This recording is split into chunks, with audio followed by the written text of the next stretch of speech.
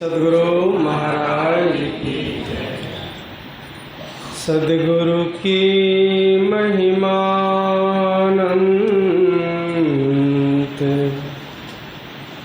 अनंत किया उपकार,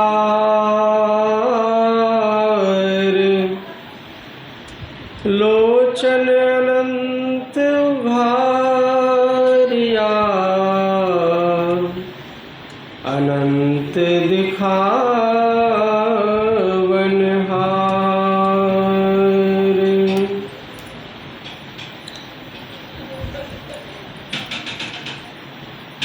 भगवान बुद्ध एवं भगवान महावीर की तपोभूमि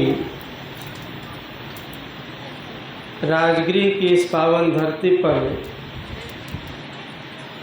20वीं सदी के महान संत सद्गुरु महर्षि में ही परमहंस जी महाराज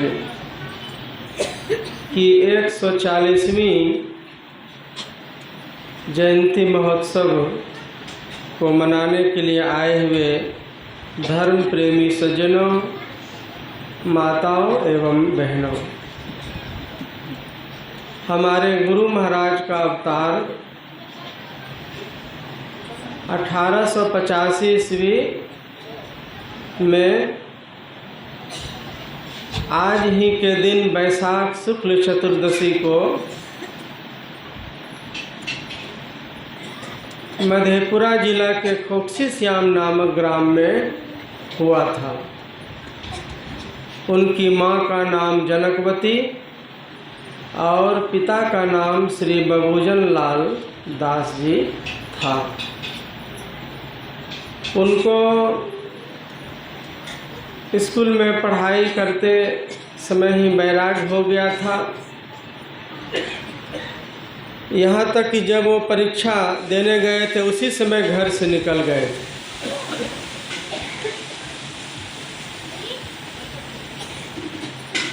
और उन्होंने परीक्षा पत्र में लिखा था, क्वेश्चन पत्र में, जो देह धरे कर यही फल भाई, अब भजिए राम सब काम बिहाई। अपने परीक्षा कॉपी में उन्होंने यही लिखा था कि मनुष्य जीवन का जो फल है वो भक्ति करना है।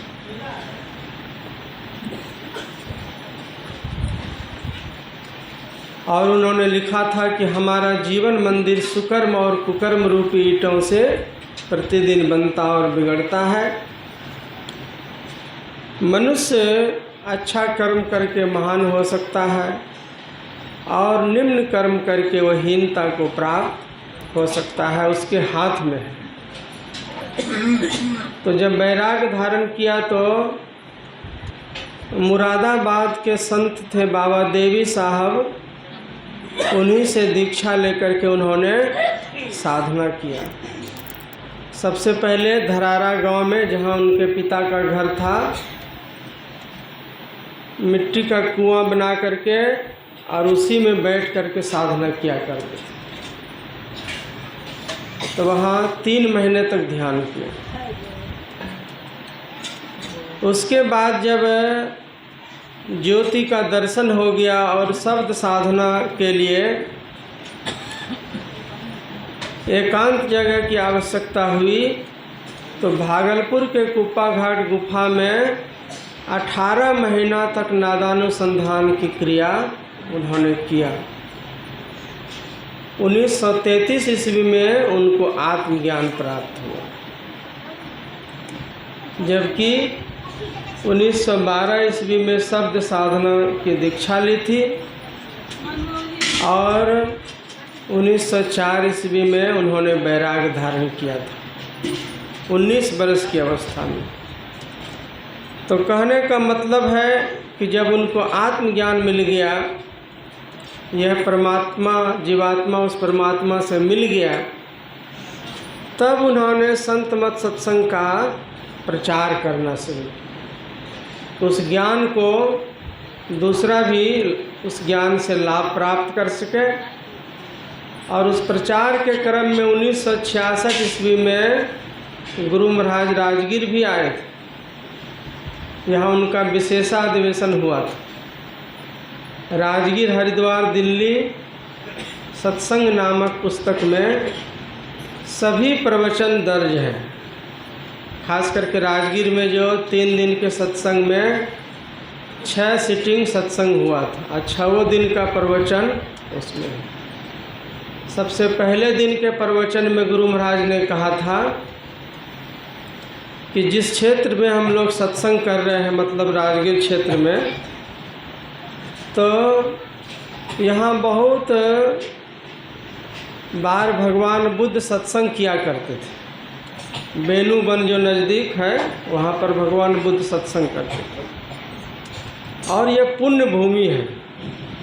गुरु महाराज ने कहा था कि ये पुण्य भूमि है, इसीलिए गुरु महाराज के कथनानुसार इस आश्रम का नाम महर्षि में ही पुण्य धाम रखा गया है। तो कहने का मतलब है कि 66 में उनका चरण पड़ा और 2007 ईस्वी में आश्रम बना गुरु महाराज का, जो देख रहे हैं यहाँ बैनर में लिखा है, जहाँ जहाँ पर चरण पड़े में ही के तहाँ तहाँ गुरु आश्रम बनते चले गए। उनमें इतनी शक्ति थी, साधना की शक्ति थी कि जहाँ एक बार उनका चरण पड़ जाता था, चाहे वो बैलगाड़ी से ही बैठ के क्यों न आए हो, उनका चरण पड़ गया और बैलगाड़ी से उतर गए उस धरती पर, तो समझिए कि 10 साल बाद बने, 20 साल बाद बने, 30 साल बाद बने, वहाँ आश्रम बनना है। गुरु में इतनी शक्ति थी। कोई न कोई वीर, कोई न कोई साधक, कोई न कोई शिष्य को वो शक्ति दे करके भेज देते हैं।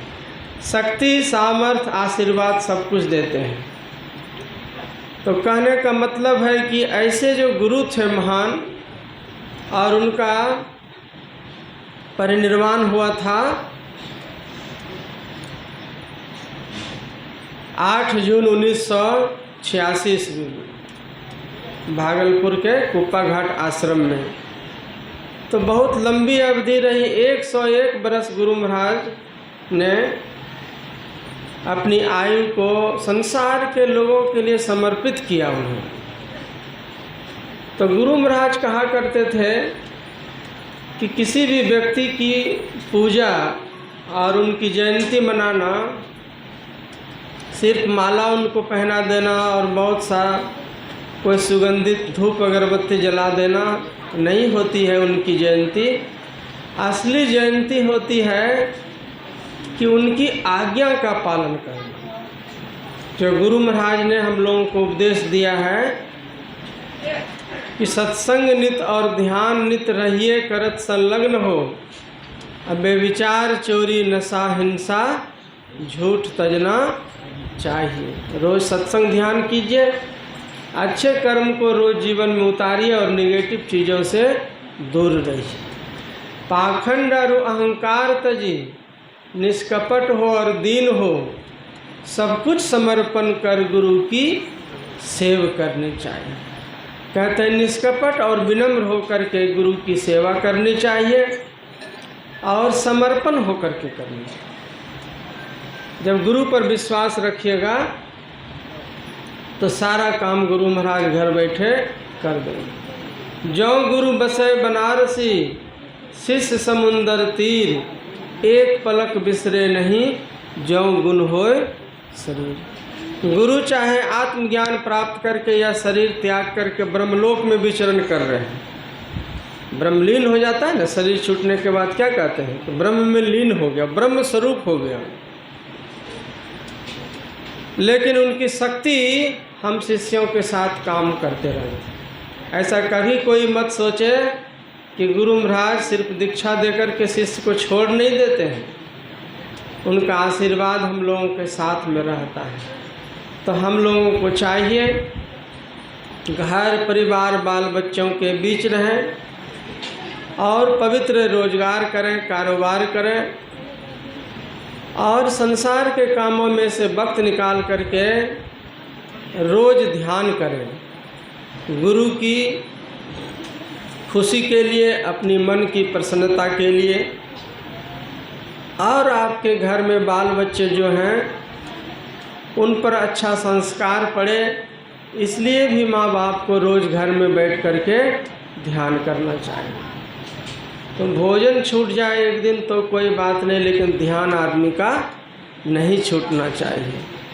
अगर इस तरह आप नियम बना लेंगे, स्तुति विनती करेंगे और चलते फिरते जप करने की आदत रखेंगे, तो यही गुरु महाराज का आदेश है और इसी में हम लोगों का कल्याण हो जाएगा। जो गुरु महाराज के वचन में आया है कि यही विधि जैवै भव पार, अमोर गुरु भेद दिए। जो हम लोगों को भजन भेद मिला हुआ है उसी से हमारा उद्धार होना है। तो यही सब बातों को समझाने के लिए प्रत्येक वर्ष और गुरु महाराज के जीवन से प्रेरणा लेने के लिए, उनमें सदाचार का गुण था, शिष्टाचार का गुण था, तपस्या की शक्ति थी और पवित्रता का आचरण रखते थे उनके जीवन में। इसीलिए उनको बहुत सा आशीर्वाद उनके गुरु महाराज ने उनको दिया था कि 100 वर्ष तक आप जिएगा। तो गुरु महाराज का आशीर्वाद था तो 100 वर्ष तक जिए। एक बार जब परीक्षा भवन से निकल रहे थे तो एक साधु के भेष में, पंडित जी के भेष में कोई आया और कहा कि बालक कुछ दान कीजिए आप, जो आप बहुत संस्कारी बालक लगते हैं। तो 4 जुलाई 1904 ईस्वी का दिन था, बारिश का महीना। एगो छाता गुरु महाराज हाथ में लेकर के आए थे परीक्षा देने और धोती पहने हुए थे। तो छाता उनके मन में हुआ कि पंडित जी के मन में छाता लेने का मन है, तो छाता उनको दे दिया। तो कुछ दूर आगे बढ़े तो कहा कुछ वस्त्र भी दान कीजिए। तो गुरु महाराज सोचने लगे वस्त्र तो एक ही है, धोती है। आधा को धोती पहने हुए थे और आधा को ऐसे कंधे पर लपेट लिए थे। तब पूरा धोतिया उतार करके दे दिया गुरु महाराज। आधा दिगंबर हो गए, मात्र लंगोटी बच गई गुरु महाराज। तो उनको लगा कि धोती 2 टुकड़े में है, कमर से नीचे अलग है और गमछी जो ऊपर में है तो उसको मांग लेते हैं। जब पूरे खोल के दे दिया तो आवाज़ दिया, कहा कि बेटा तुम तो दिगंबर बन गए, आधा दिगंबर, सो धोती अपना ले लीजिए आप। तो गुरु महाराज ने जाते जाते कहा कि चिंता मत कीजिए पंडित जी, जिनका था उन्हीं के नाम से मैंने दान किया है और दान किया हुआ चीज़ कभी वापस नहीं लिया जाता है। इसीलिए धोती आप सहर्ष स्वीकार करें और मेरी चिंता नहीं करें कि मैं लंगोटी पहन के जा रहा हूँ तो आगे क्या मिलेगा हमको नहीं मिलेगा, उसकी चिंता नहीं करें। तो उनमें वैराग्य था, उनमें त्याग था। और थोड़ी देर बाद जब लौट करके देखा तो कोई पंडित और साधु वहाँ नहीं थे, वो स्वयं परमात्मा ही परीक्षा लेने के लिए गुरु महाराज का आए थे, ताकि जो बालक दुनिया में ज्ञान ध्यान और त्याग का उपदेश देंगे तो उनमें वैसा त्याग है कि नहीं है। तो गुरु महाराज परमात्मा की परीक्षा में पास हुए और परिणाम यह हुआ कि कभी भी उनको धोती कपड़ा और वस्त्र की कमी नहीं। इतने लाखों सत्संगी थे कि हजारों किस्म के वस्त्र चढ़ाए करते। अब प्रत्येक दिन न्यू वस्त्र पहना जाए तो भी नहीं पहन सकता, क्योंकि साल में तो 365 दिन नहीं होता है और आदमी उनके शिष्य हजारों थे। और छतरी जो दान किया था गुरु महाराज ने, तो उनके बदले में उनके नाम से इतना आश्रम बना कि जहाँ जहाँ गए तो लाखों हजारों आश्रम गुरु महाराज के नाम से। एक छतरी दान किया था, हजारों छतरी और आश्रम बन गए उनके नाम से। तो कहने का मतलब है कि यह सब जो प्रेरणा है हम लोगों को लेना चाहिए। अपने लिए तो सब कोई जीता है, अपने परिवार बाल बच्चों की, जो समाज के लिए समय निकालता है तो समाज में उसका नाम हो जाता है। जो देश के लिए समय निकालता है उसका देश में नाम हो जाता है, और जो परमार्थ के लिए समय निकालता है उसका भगवान के घर में नाम हो जाता है। और भगवान के घर में नाम हो गया तो समझिए कि चारों दुनिया में उनका नाम हो गया। तो सदाचार की खुशबू चारों तरफ में फैलती है। ध्यानी आदमी कहीं भी बैठा हो उसकी खुशबू चारों तरफ में जाएगी। तो यही सब बातों को समझाने के लिए यहाँ सत्संग का आयोजन किया गया है। और आप जानते हैं कि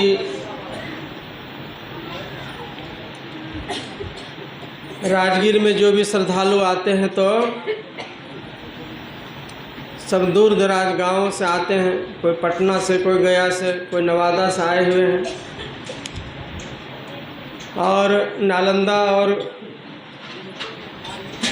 जो शेखपुरा ये सब, नवादा, गया ये सब जिला है, सभी विभिन्न गांवों से यहाँ आए हुए हैं।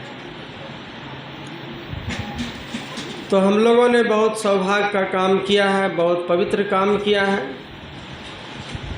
सुबह जब देख रहे थे प्रभात फेरी में छोटे छोटे बच्चे और एकदम जो बुजुर्ग महिलाएं थी, वो भी हिम्मत नहीं हार रही थी पैदल में। तो पैदल आदमी चलना लोगों का कम हो गया है, इसीलिए स्वास्थ्य के ख्याल से भी हम लोग गुरु महाराज के नाम से 4-5 किलोमीटर चल लेते हैं तो स्वास्थ्य भी ठीक रहता है। तपस्या इसी का ना फल मिलता है। जितना आप लोगों ने कष्ट उठाया, पैदल गए धूप में और गुरु महाराज का जयकारा लगाया, तो उतनी बार आपको गुरु महाराज का आशीर्वाद मिला। सद्गुरु महाराज सब स्वास्थ्य से रिलेटिव चीज़ें होती है। पैदल चलना, प्रभात फेरी में भाग लेना। हम लोग जो गुरु कीर्तन में जो करताली बजाते हैं तो उसमें भी स्वास्थ्य से संबंधित बात है, आध्यात्मिक बात तो है ही है। गुरु कीर्तन हुआ तो करतल ध्वनि हुई, और जितना बार करतल ध्वनि बजाते हैं तो यहाँ एक्यूप्रेशर का भी काम होता है, तो उससे भी स्वास्थ्य में लाभ मिलता है। इसीलिए धर्म को कभी भी अन्यथा नहीं लेना चाहिए। इसमें आपका तन लगा है, मन लगा है, और आपने जो शरीर से सेवा किया है, धन से सेवा किया है, कोई राशन पानी से सेवा किया है, आपकी सभी सेवाएं सार्थक हुई है। एक एक दाना आपका गुरु की सेवा में लगा हुआ है, और अंतर्यामी गुरु महाराज बैठे सब कुछ देख रहे हैं, सब कुछ देख रहे हैं। तो ऐसे पवित्र आयोजन में सेवा का मौका मिले तो कभी भी पीछे नहीं हटना चाहिए, बल्कि बढ़ चढ़ करके उसमें सेवा और सहयोग करना चाहिए। जैसे हाजीपुर से देखिए अरविंद जी आए हुए हैं कर्णपुरा, तो कितना सामान लेकर के, एक गाड़ी सामान लेकर के वहीं से प्लान बनाया कि जो भी भंडारा होगा तो बाबा का इस बार हम करेंगे। ऐसे ऐसे बहुत से श्रद्धालु हैं जो ऑनलाइन भी सेवा किया, सब देखते रहता है यहाँ कार्यक्रम वीडियो से, यूट्यूब के माध्यम से, और उनकी श्रद्धा उमड़ती रहती है, विश्वास होता है गुरु महाराज के नाम पर, तो किसी चीज़ की कमी नहीं होती है। बिना मांगे गुरु के दरबार में हर चीज़ पूरी हो जाती है। तो हम लोगों का कर्तव्य है कि शरीर से आकर के भी गुरु महाराज के दरबार में सेवा करें। भोजन पानी चलाना, कोई चीज़ भोजन पानी बनाने में सहयोग करना, यह सब जो सेवा है बहुत महत्वपूर्ण अर्थ रखता है इसका। तो यह गुरु जयंती का कार्यक्रम है, और आप जानते हैं कि यहाँ 3 प्रमुख कार्यक्रम मनाए जाते हैं। आज से ठीक 2 महीने बाद 21 जुलाई को जो दिन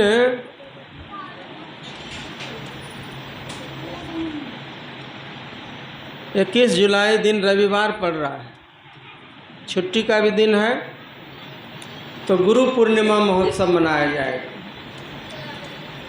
और 1 नवंबर से उसमें भी आप आइएगा गुरु पूर्णिमा महोत्सव में, और 1 नवंबर से 15 नवंबर तक यहाँ ध्यान शिविर होता है।